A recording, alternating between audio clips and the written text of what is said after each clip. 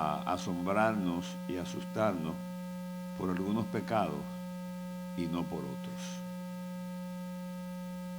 Por eso esta noche quisiéramos acercarnos a la palabra de Dios, porque un cristiano tiene que tener un conocimiento cabal, claro, de la doctrina del pecado.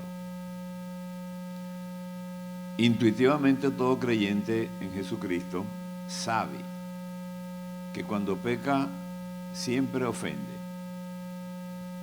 Primeramente se ofende a Dios, aunque la persona no quiera ofender a Dios. Pero el pecado, por definición, es una ofensa contra Dios. Pero también, por supuesto, puede ser una ofensa contra otras personas. Nunca el pecado va a poner a Dios a un lado. Siempre que pecamos, ofendemos a Dios. Pero a las personas le asalta la duda, porque la naturaleza moral de la acción que llamamos pecado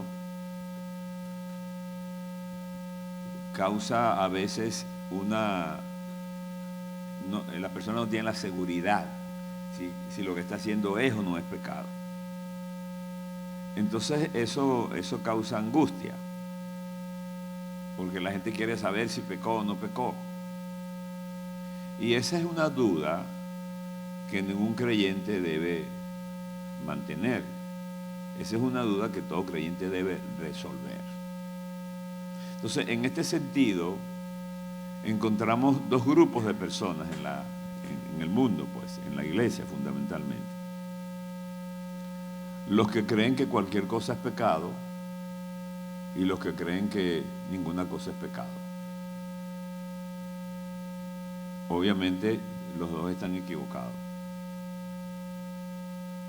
Hemos vivido muchos años en la iglesia y tenemos la experiencia de grupos, concilios, iglesias, que deciden determinar lo que es pecado. Y lo determinan de acuerdo a un criterio cultural, etc. Y en ese sentido le pueden arruinar la vida o hacerle difícil la vida a muchas personas. La iglesia no puede hacer eso. Esa no es una función de la iglesia. La iglesia no puede determinar lo que es pecado. Lo que es pecado está determinado ya en la palabra de Dios. Nadie en la tierra puede abrogarse el derecho de decir yo determino lo que es pecado. En la palabra de Dios hay informaciones precisas acerca de un hecho tan grave porque compromete la salvación. Si compromete la salvación, por supuesto, hay que ponerle cuidado. Pero además un creyente tiene la obligación de saber eso y de saberlo bien. La palabra de Dios le enseña categóricamente que el tiempo que una persona tiene en el Evangelio tiene que producir diligencia de manera que se produzca un cristianismo maduro, un cristianismo hábil, capaz de discernir entre lo bueno y lo malo. Así lo dice la palabra de Dios en hebreo. Acerca de esto, dice Pablo, acerca de esta capacidad, tenemos mucho que decir y difícil de explicar, por cuanto os habéis hecho tardos para oír. Porque debiendo ser ya maestros después de tanto tiempo, tenéis necesidad de que se os vuelva a enseñar cuáles son los primeros rudimentos de la palabra de Dios.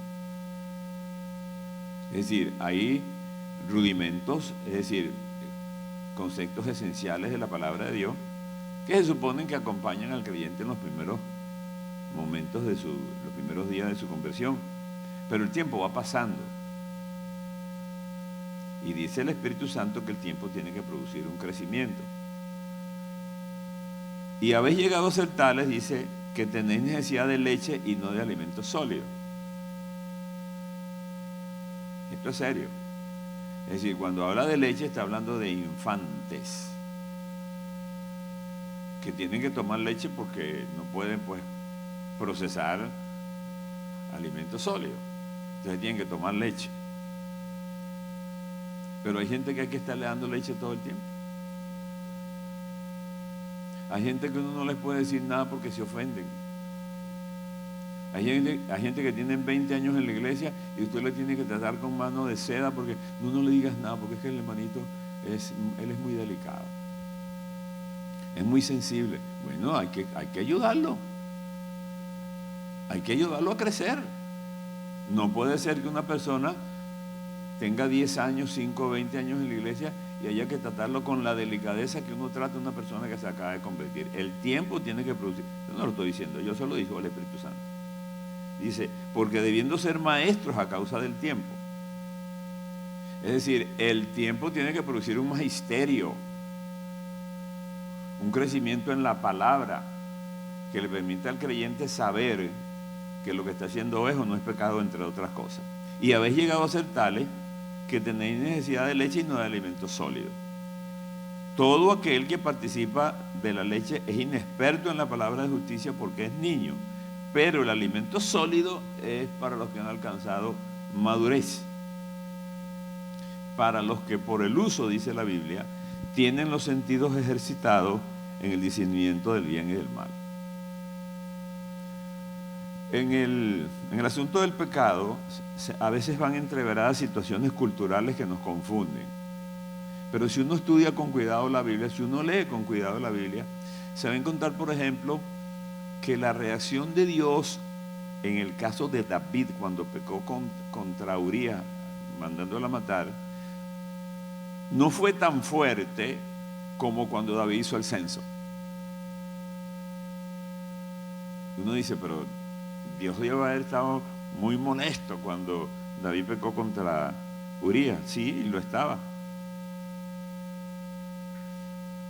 Pero cuando David hizo el censo, uno lee eso y dice, pero ¿qué le pasó a Dios que se molestó tanto? 70,000 personas pagaron por ese pecado. Y para colmo, por esas cosas curiosas de Dios, Dios le dio a escoger a David el castigo. Bueno, menos mal que Dios no hace eso con frecuencia. Pero le dijo a David, escoge. Ajá, ¿y cuál era el problema de hacer un censo? Uno lee eso en la Biblia y uno dice, ¿y dónde está el pecado? El pecado estaba en la arrogancia, en el desconocimiento que tenía el rey, porque ya se había posesionado del reino y se creía, bueno, lo último, y entonces mandó a contar, a ver con cuántas personas, contar físicamente para ver con cuántas personas podía él hacer la guerra. Pero él no hizo eso cuando Goliat salió por allá gritando y amenazando, porque David no tenía ejército. Y como no tenía ejército, estaba asustado y confió en Dios. Pero ahora no está asustado porque tiene ejército. Joab, el general, le dice, oye, pero no puedes hacer eso, David. Estamos ofendiendo a Dios, háganlo. Obviamente es un pecado que no tiene una etiqueta social.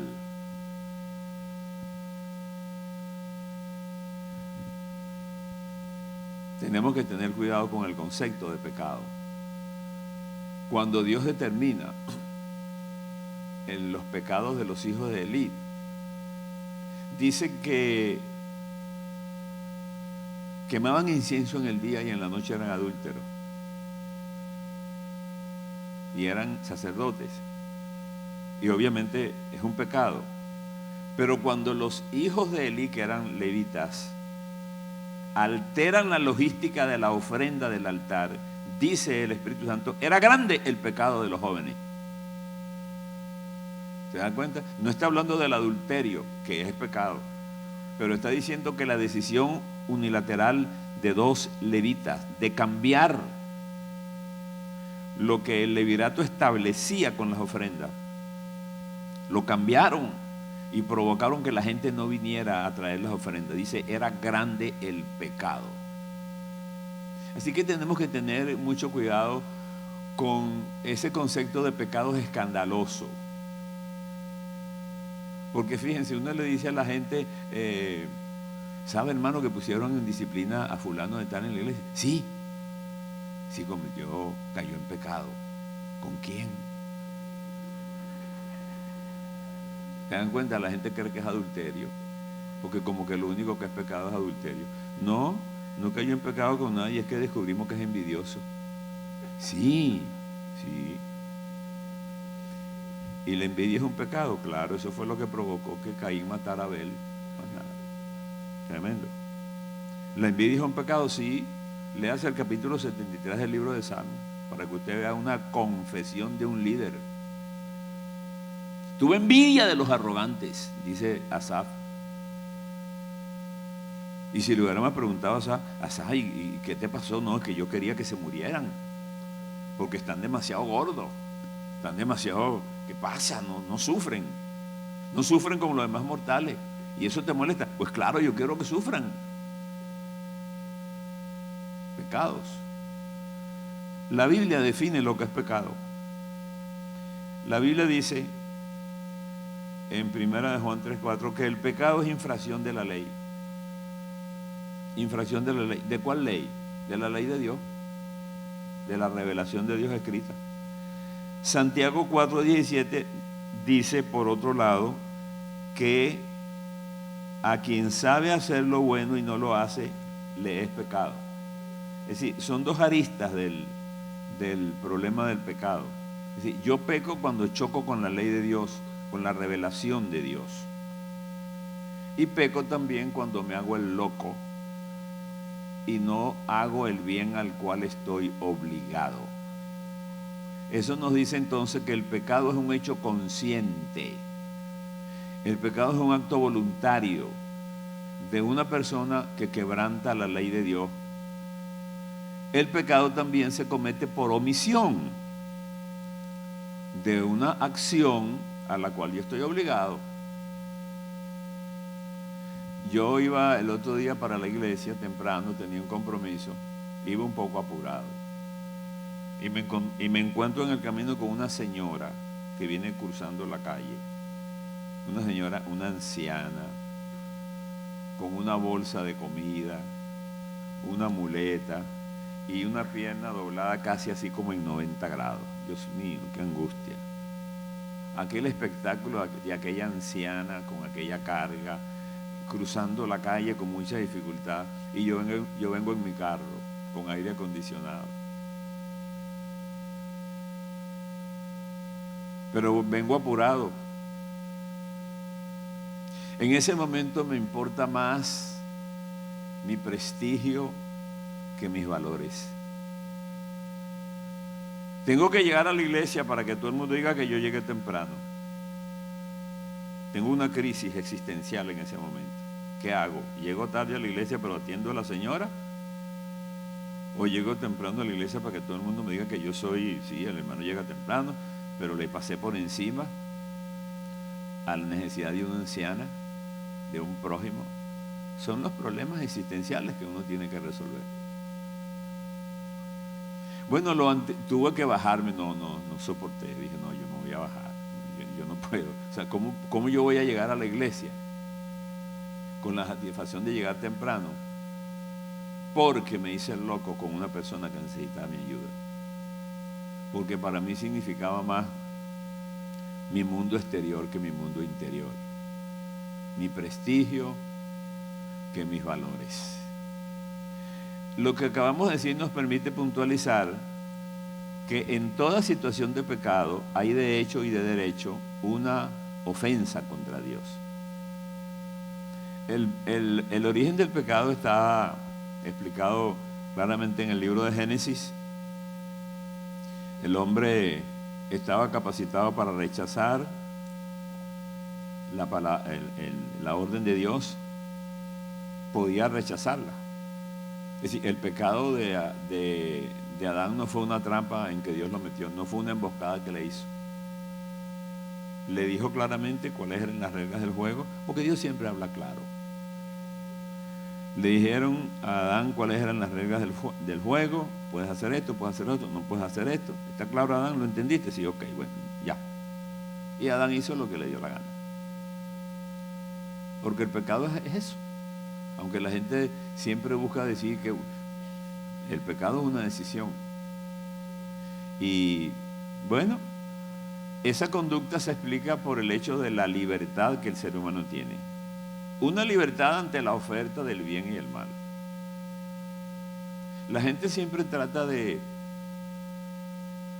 presentar esa idea distinta. No, es que el diablo se pasó conmigo. No, el diablo no se pasa con nadie. Es decir, el diablo es diablo. ¿Verdad? Usted no va a pensar que el diablo lo va a invitar a ayunar o a hacer una vigilia. El diablo no hace vigilia. El diablo lo que hace es matar, destruir, hurtar.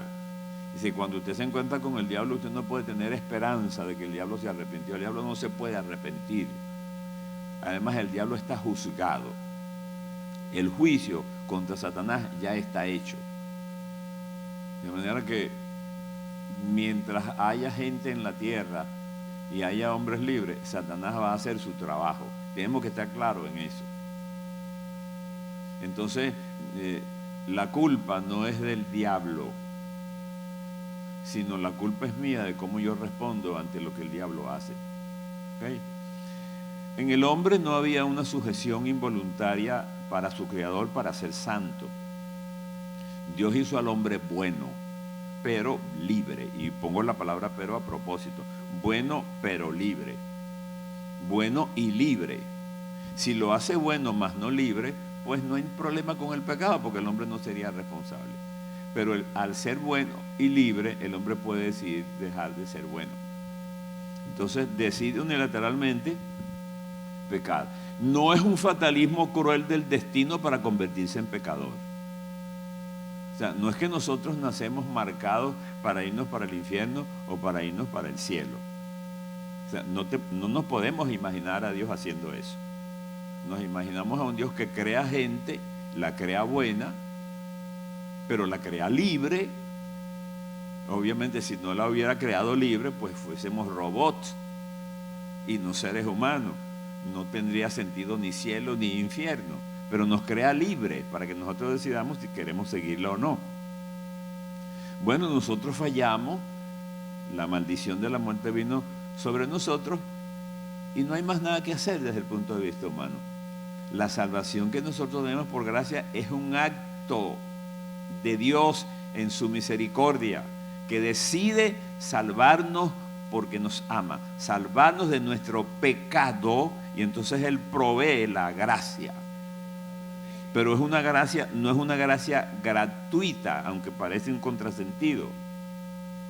Tenemos que tener mucho cuidado cuando le decimos a la gente que la salvación es gratis, porque la salvación no es gratis. El hecho de que yo no la pueda pagar no significa que es gratis. Hay que preguntarle a Cristo a ver si es gratis. Porque Él pagó a un precio incomparable, que no lo podemos. Entonces, no es gratis en ese sentido. Es que es tan cara que no la podemos pagar. Entonces el Señor nos la regala. La Biblia dice categóricamente que el pecado entró al mundo a través de un hombre. Es una observación importante porque hay una tendencia muy humana a disculpar nuestros errores y a traspasar la culpa, como hizo Adán. ¿Se acuerdan? ¿Dónde está Adán? La mujer que me diste. ¿Qué pasó, Adán? Yo no fui. Fue ella. Tú me la diste. O sea, es problema tuyo. Miren qué elegancia para quitarse los problemas de encima. Y eso lo ha hecho el hombre toda la vida. Usted se encuentra con personas que han pecado y cuando tú los enfrentas te tratan de explicar de diferentes maneras que ellos no fueron culpables. Como si el diablo los pudiera obligar. Satanás no puede obligar a nadie. El primer pecado arruinó moral y espiritualmente al género humano. Desde entonces todos estamos sujetos a la muerte física.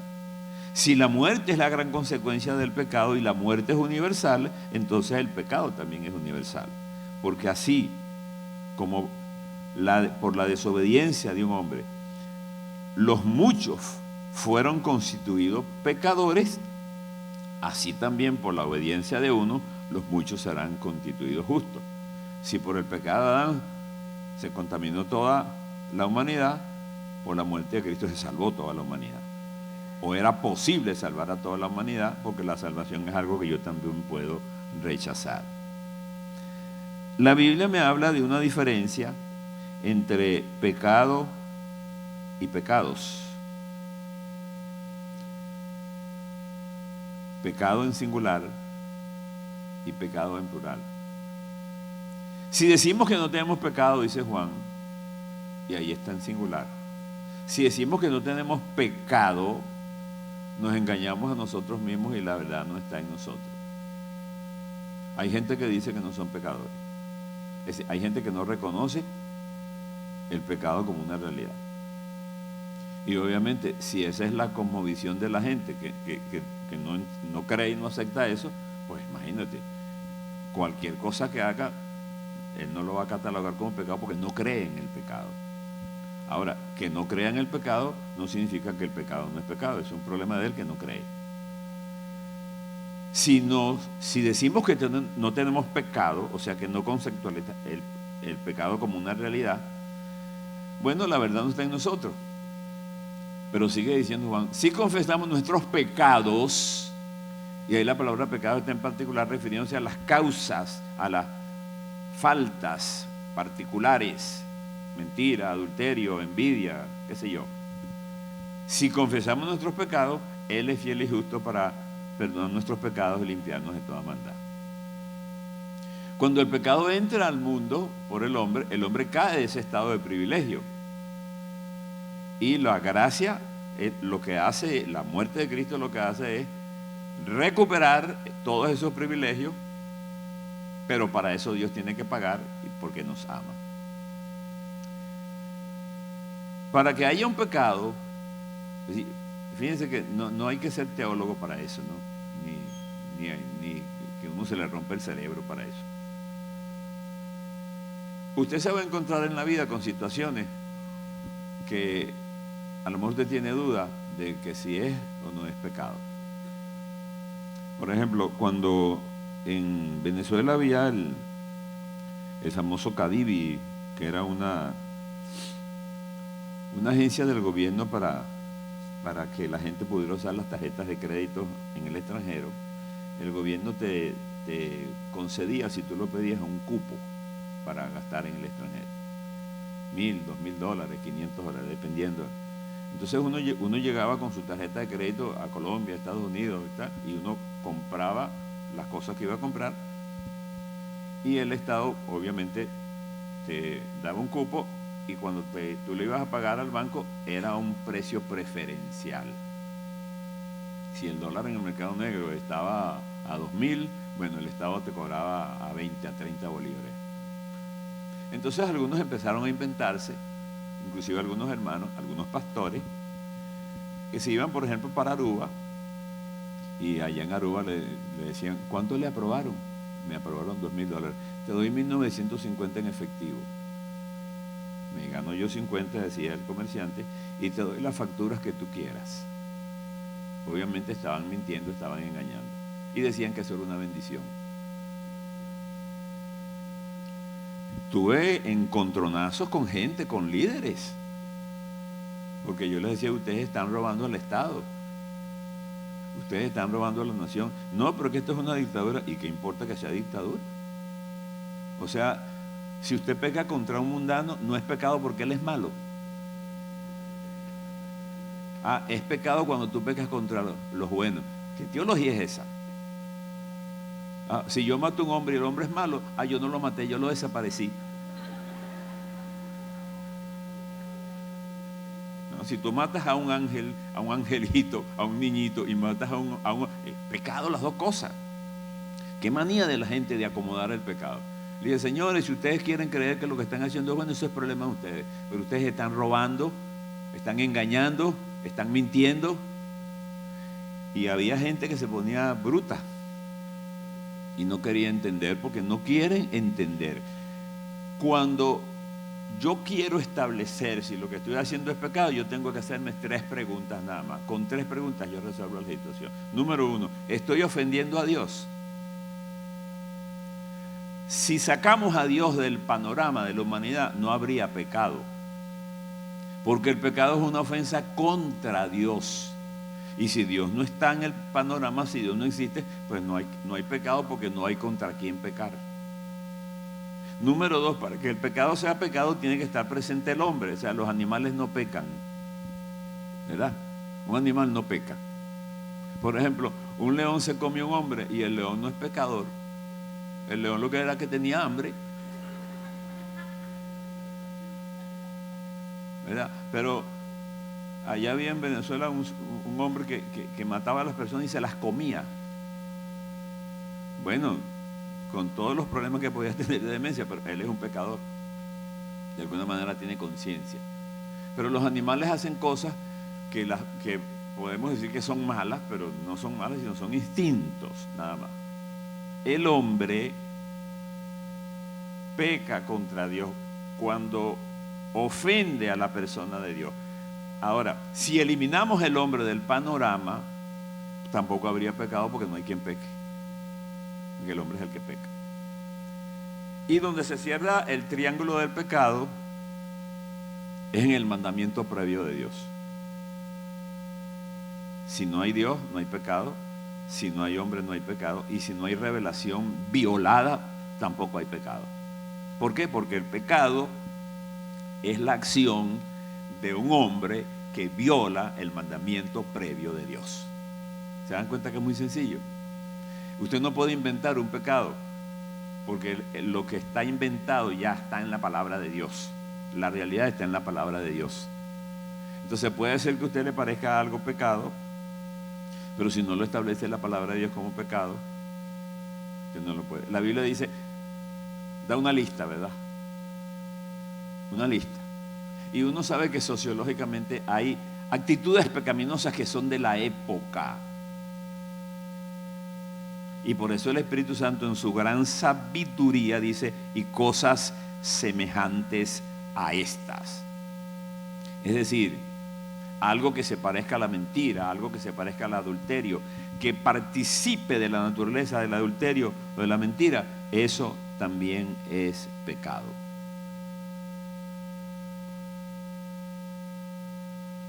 Cuando Abraham miente, y decimos miente entre comillas, es decir, cuando Abraham le dice a Abimelech que su mujer no es su mujer sino es su hermana,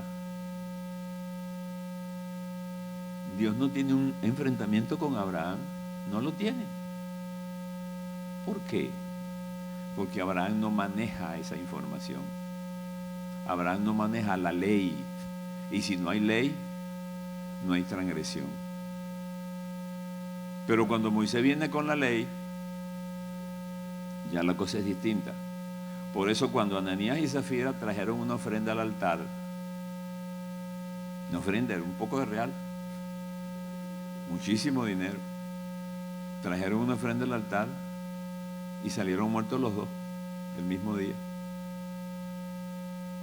No porque trajeron mucho dinero, sino porque querían engañar, pretendían engañar a la gente y pretendían pasar por una generosidad que no tenían, y el Señor no permitió eso.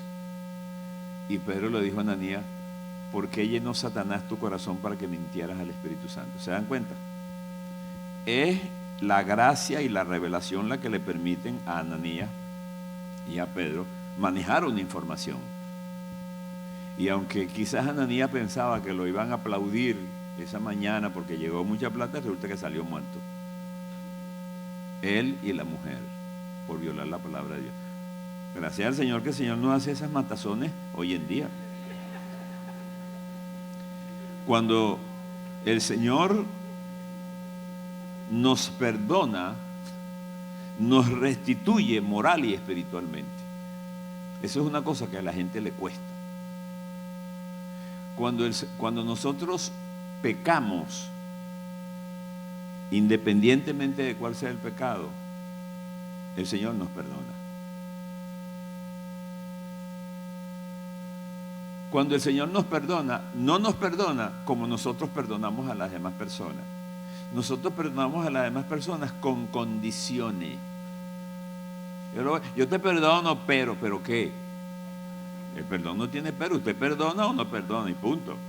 Además, ¿quiénes somos nosotros para condicionar el perdón? Si el perdón que recibimos el Señor no lo condicionó. Es decir, cuando yo vine a la presencia del Señor, le pedí perdón, el Señor no me dijo, bueno, déjame considerar, porque lo tuyo está un poco grave. No, Él nos perdona. ¿Qué significa perdonar? No es olvidar. A veces tenemos esos conflictos. Una gente peca contra nosotros y tenemos la conciencia y el recuerdo de que nos ofendió. Bueno, ¿y cómo hace usted para borrar eso? Si usted lo pudiera borrar, pues no habría problema, pero nadie puede borrar eso, porque eso no es voluntario. Uno se olvida de lo que se olvida, no de lo que se quiere olvidar. De hecho, si usted se quisiera olvidar de la ofensa, olvídese, usted no se olvida de eso. Eso está presente allí. Pero eso no significa que usted no ha perdonado, porque el perdón no es olvidar, el perdón es comportarse con el ofensor como si lo has olvidado. O sea, perdonar es recordar sin rencor y sin consecuencia. Que el recuerdo te viene a la mente porque tú no lo puedes manejar, nadie puede manejar eso. Pero me comporto con el pecador como si no ha pasado nada. Es exactamente lo que hace Dios con nosotros. ¿Usted cree que Dios se olvida de nuestros pecados? Ah, no, pero es que Oseas dice por allá que el Señor se olvida de los pecados y los echa en el fondo del mar. Primero, los pecados no pesan, no son materiales. Es un lenguaje figurado el que está haciendo el profeta, diciendo que así como yo echaría en el fondo del mar algo que obviamente no me interesa, así mismo, de esa misma manera, se comporta Dios con nuestros pecados. Pues no se acuerda más de ellos en el sentido de que no nos está diciendo todos los días, acuérdate, dicen por allá, estás en la bajadita, te tengo en la mira, yo lo perdoné, pero nada.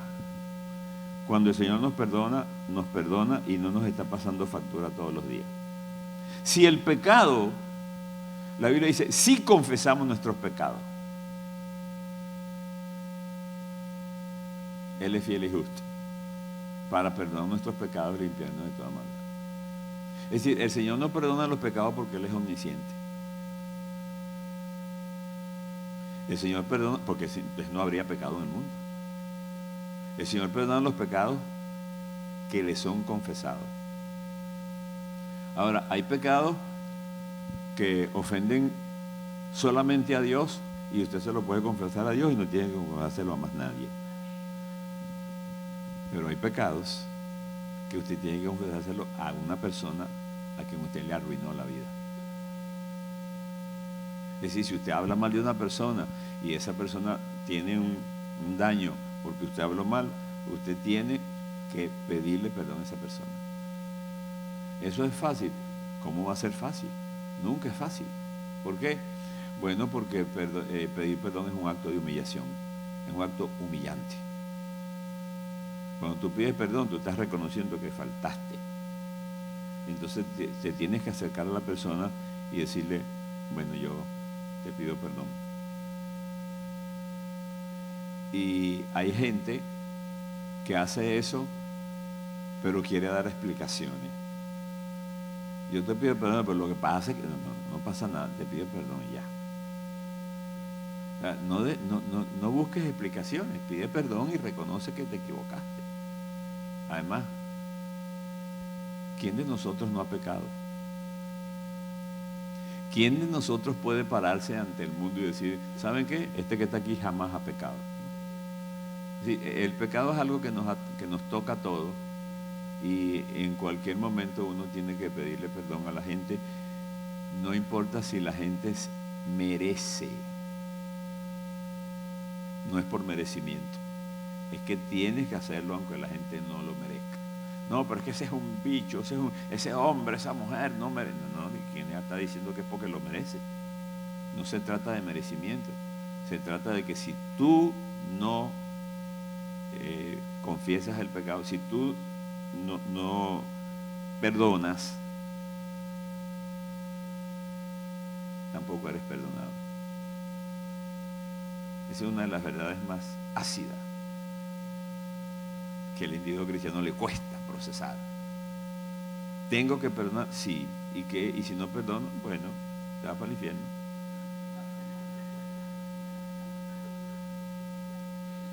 Es decir, la actitud arrogante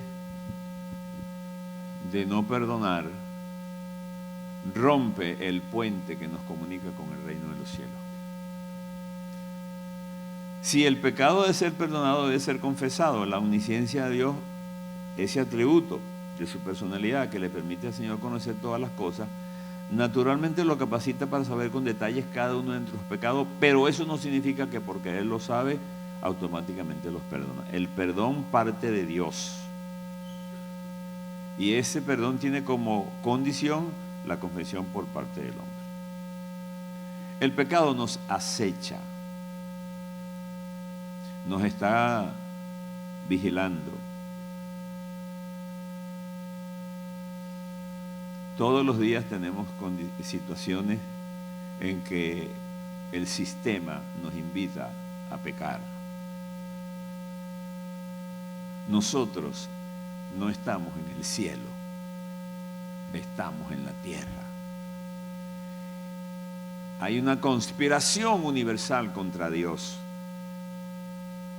Este mundo se rebela contra Dios. Es el mundo de la mentira. El prestigio de gente muy seria en el mundo se fundamenta en una mentira. Y a veces uno tiene que andar en medio de esos valores. Y uno tiene que tomar una decisión, que es lo que hace. Y la presión del mundo es que te comportes de acuerdo a los valores del sistema. Dígale que no estoy. Si llama fulano, dígale que no estoy. Pues dígale que yo sí estoy. Ya. Porque el cristiano tiene que atreverse a hacer eso.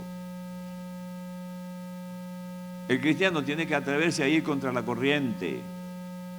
Cuando José llegó a Egipto, la mujer de Potifar quiso corromperlo y dijo: no me voy a acostar contigo. ¿Por qué? Porque no quiero, y se acabó, no quiero. Porque no quiero pecar contra Dios.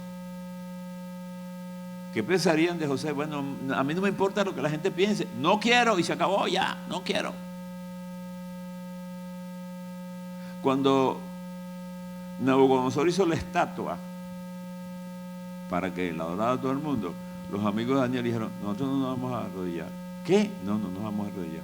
Tienen que arrodillarse porque no. Y le dijeron a Nabucodonosor: mira, estos no se quieren arrodillar. Y viene Nabucodonosor con toda su arrogancia. Es el emperador y estos son unos muchachos esclavos de cuello blanco. ¿A ustedes no se van a arrodillar? Así. Y le dice con esa arrogancia: ¿quién los va a librar de mi mano? ¿Y saben lo que le dijeron a estos muchachos? Hermano, no eran viejitos ni eran teólogos, eran 4 muchachos. Le dijeron al rey: nosotros no tenemos que responderte. Miren la convicción. No tenemos que responderte de este asunto. O sea, no nos vamos a arrodillar ante la estatua. Y les dijo algo, le dieron al rey: nuestro Dios puede librarnos. Me encanta esa frase, porque ellos no dijeron: decretamos que vamos a... Ellos no dijeron nada de eso. Porque eso está de moda ahora. Ellos no dijeron: el Señor nos va a librar. Ellos dijeron: nuestro Dios puede librarnos. ¿Por qué Dios puede hacer eso? Claro que puede. Pero a veces Dios no libra a la gente. O sea, no libraron a Juan el Bautista y le quitaron la cabeza por otra serie de razones. Nuestro Dios puede librarnos. Y me gusta mucho más lo que dijeron: pero si Él nos librare, ¿se dan cuenta? O sea, si por alguna razón que nosotros desconocemos, Él decide que no nos va a librar, queremos que sepas, oh Rey, que aún así no nos vamos a arrodillar. Ya. O sea, no vamos a pecar independientemente de la respuesta de Dios a nuestra angustia. No vamos a pecar, nos libre o no. Pase lo que pase, no vamos a pecar, no nos vamos a arrodillar. Si nos tienen que meter en el horno de fuego, que nos metan, pero no nos vamos a arrodillar. A mí me encanta esa actitud, porque es la actitud de una persona que decide que a pesar de lo que le puede pasar, no va a pecar. Si nosotros no podemos andar viviendo la vida contabilizando los beneficios del pecado. No es que si digo eso, entonces me botan. Si yo hago esto otro, entonces me va a pasar esto. Bueno, tenemos que atrevernos a creerles a Dios. Usted tiene que atreverse, o sea, el Dios que tenemos, ¿quién es? No, o nosotros tenemos que contemporizar siempre con el status quo, con la opinión de la gente. Usted va a almorzar con unos compañeros de trabajo, entonces los compañeros de trabajo se voltean a piropear a una mujer y usted tiene también que voltearse y medio mirarla para que ellos no digan que usted es raro. No, yo no volteo a ver mujeres, ya. ¿Y por qué? Bueno, porque no quiero. Yo soy cristiano. Ay, pero que sí es raro. Yo, está bien. Usted crea lo que cree. Pero si ellos se sienten orgullosos por su pecado, ¿no tengo más derecho yo de sentirme orgulloso por mi santidad?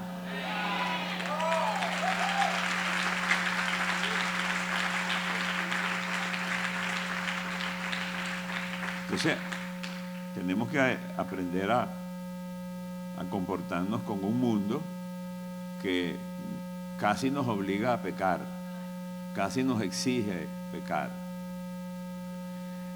El pecado nos acecha mientras dura nuestra vida. Esa es la obra recurrente de Satanás en procura de la conquista total del hombre. Ante el hecho eminente del pecado hay 5 cosas que nosotros tenemos que hacer. Número 1, definirlo. Defina su situación.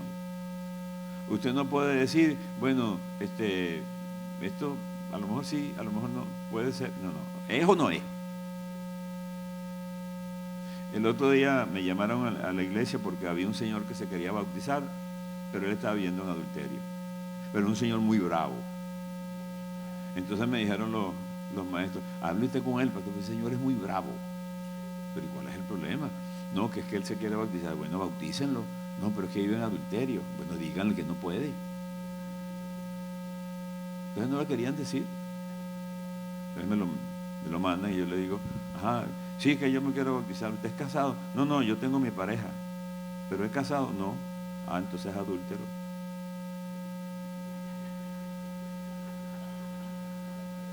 Y si es adúltero, ¿cómo se va a bautizar?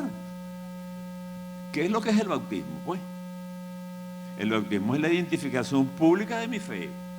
El bautismo es un acto en el que yo saco mi cédula de identidad espiritual. El bautismo es un acto a través del cual yo le digo al mundo que yo andaba en pecado y ahora no ando en pecado porque Cristo me salvó. No es que estoy siendo salvado en ese momento, es que lo estoy haciendo públicamente. Y si vivo en adulterio, ¿cuál es la transformación entonces que Cristo hizo? Entonces hay que decirle a la gente, no, mire, usted no puede bautizarse por esto y por esto y por esto. Pero le tenemos miedo a la gente, como si la gente nos va a comer por eso. Es decir, cuando uno tiene la verdad en la mano, uno tiene que correr riesgos, hermano. Por ejemplo, usted no se quiere... ¿Sabe cuál es el riesgo más grande que hay en la vida? Estar vivo, porque usted se puede morir. Todo el que está vivo se puede morir. Ese es un riesgo. No importa que usted compre un seguro de vida, porque el seguro de vida lo que es un seguro de muerte. Porque nadie le asegura la vida, lo que le aseguran es la muerte. Pero la gente se pone feliz porque dice, compré un seguro de vida. Seguro de vida. Seguro, estás comprando un seguro que asegura que te vas a morir. Y que bueno, te vas a morir y te van a enterrar. Eso es otra cosa, pero no es un seguro que te garantiza la vida. Pero hasta nos creemos eso. Es decir, nosotros andamos por el mundo y el pecado va a tocar nuestra puerta. Lo primero que tenemos que decir, ¿esto es pecado o no es pecado? Si es una ofensa contra Dios porque viola su palabra, es pecado. Tenemos que identificarlo. Tenemos que conocer sus consecuencias. Número 3. El pecado tiene consecuencias, arruina la vida de la gente. El pecado hay que enfrentarlo. Uno no puede decir, ¿eso será pecado o no será? ¿Será o no?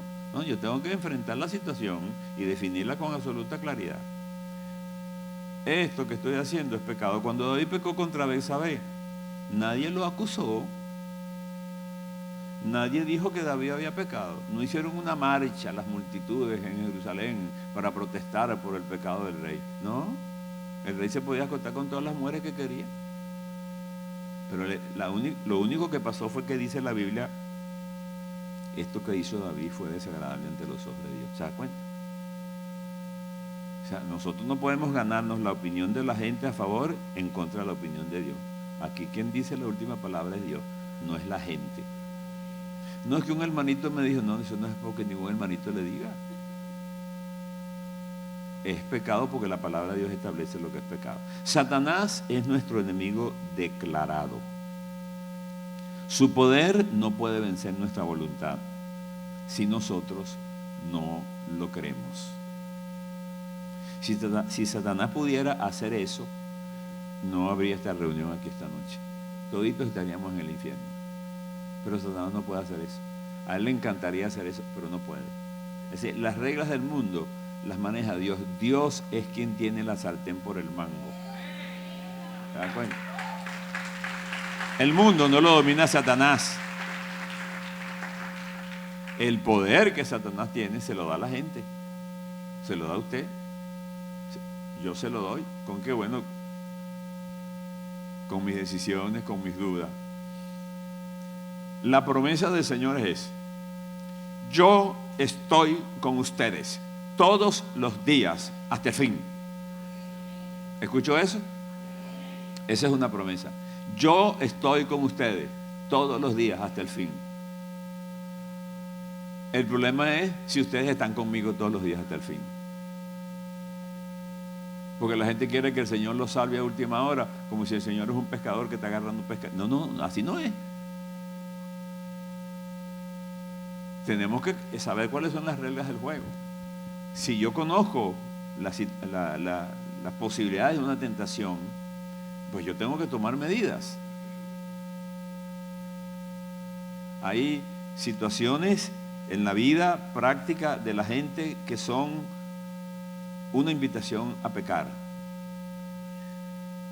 A veces le pregunto a la gente, ¿tienes relaciones indebidas, peligrosas con algunas personas? Trabajamos en una oficina, somos hombres y nuestras compañeras de trabajo siempre están perfumadas y entaconadas. Cuando llegamos a la casa, la señora no tiene tacones y ella cebolla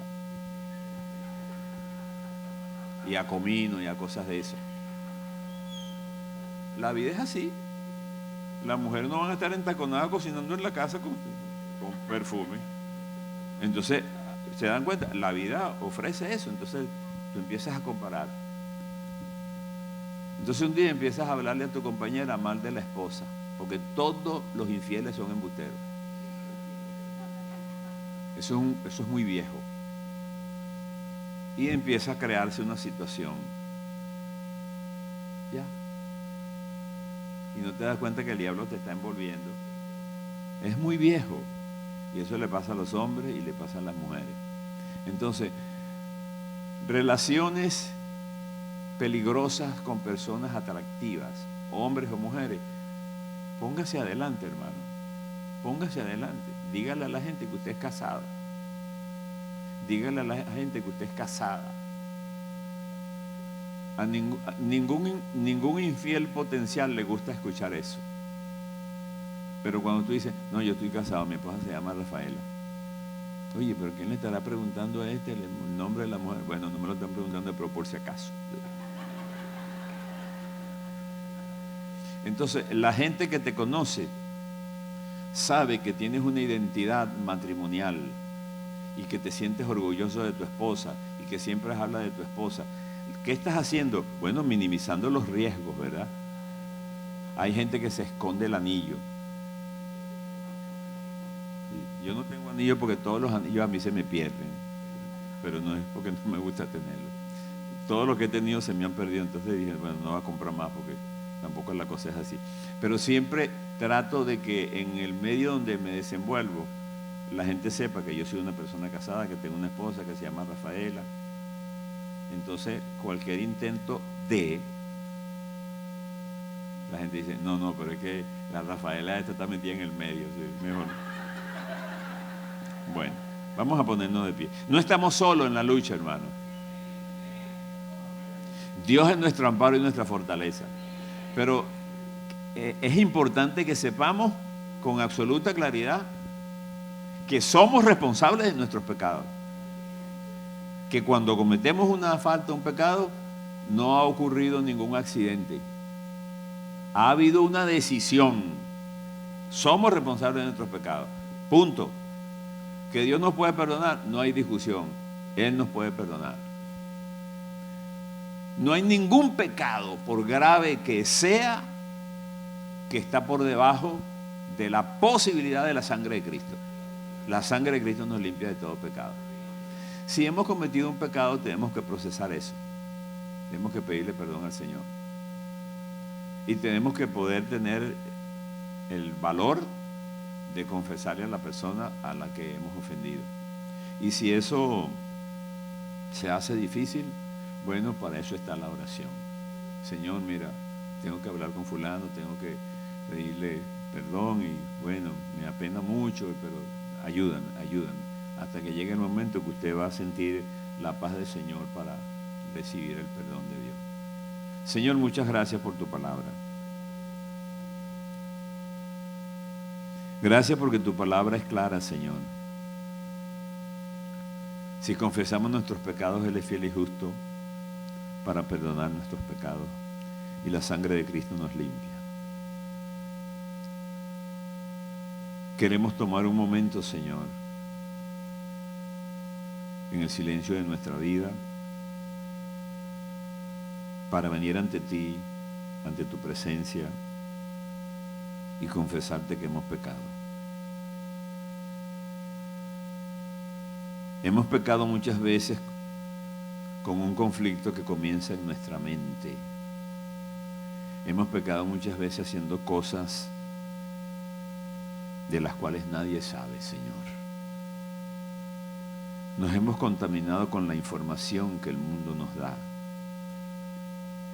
Señor, estamos viviendo en un mundo donde pecar cada vez es más fácil, más cómodo, más discreto. Y eso seguirá creciendo, Señor. Cada día viviremos en un mundo donde la oferta del pecado es más atractiva. Pero tu palabra dice que cuando el pecado creció, sobrepujo la gracia. Así que nos acogemos a tu gracia, Señor. Y queremos pedirte que nos ayude a devolvernos todos los días por el altar, allí en tu presencia, a llenarnos de ti, Señor, porque cuando nos llenamos de ti, repudiamos el pecar. Señor, queremos repudiar el pecado, no queremos ofenderte. Enséñanos a amarte, a respetarte. Danos un corazón sencillo, un corazón que ame la santidad. Danos pasión por tu presencia, danos pasión por tu santidad, danos pasión por la oración.